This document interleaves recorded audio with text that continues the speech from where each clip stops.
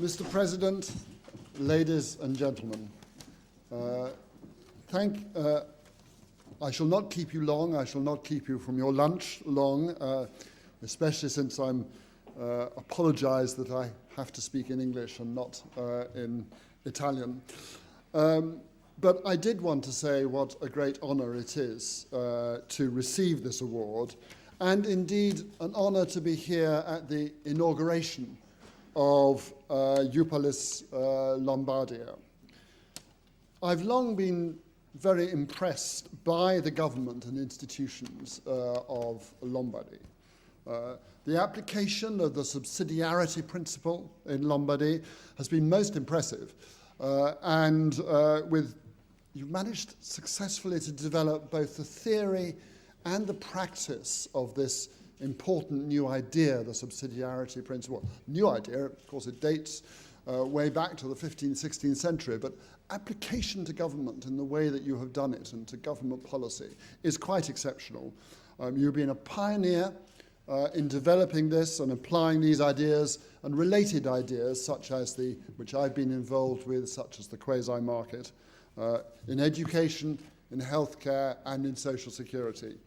And the rest of us, the international community, has a great deal to learn from your efforts in these respects.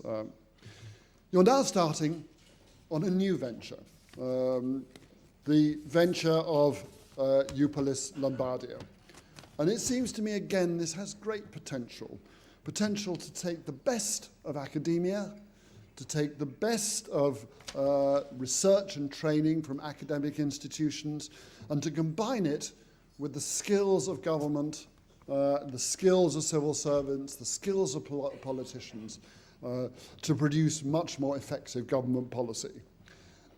I have to say, when I was working in government, when I worked with Tony Blair in number 10 Downing Street, we could have done with a Éupolis Lombardia. I remember one morning I was woken up at 6:15 in the morning, and it was the Prime Minister. It was Tony Blair, and he was about to go on a breakfast television show. And he had been told that somebody was going to phone in and say they had been waiting for 7 months for a particular diagnostic test, an MRI scan, magnetic resonance imaging scan, a special scan for a test for the presence of cancers.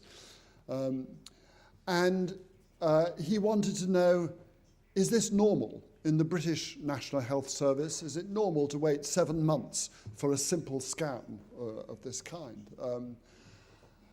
And I was still half asleep, and I said, I have no idea, but I will try to find out.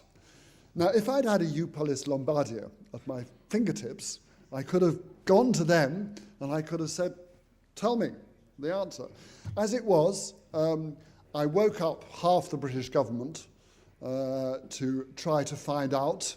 I did actually eventually find out. I found out two things. I found out that we don't collect the data, and in the one occasion where we do collect the data, yes, actually we did wait. They wait one region. They waited 7 months.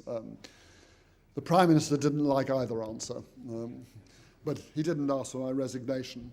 But it did bring home to me just how poorly briefed we were as advisors to the Prime Minister, how poorly briefed the Prime Minister was on these matters, and more generally, I mean, how unsatisfactory the National Health Service was in keeping people waiting 7 months for an MRI scan.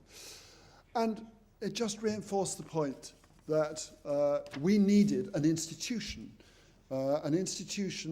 that would bring together the best research, that could keep government up to date and informed, and with trained civil servants and trained participants in government to be able to deal with that kind of question and more generally with the policy underlying it in the first place. You are now setting off on setting up Éupolis Lombardia. We needed an institution like that. We are going to watch you with great interest and great admiration. And I believe, as with the subsidiarity, your application of the subsidiarity principle and the way you conducted government, that we will have a lot to learn.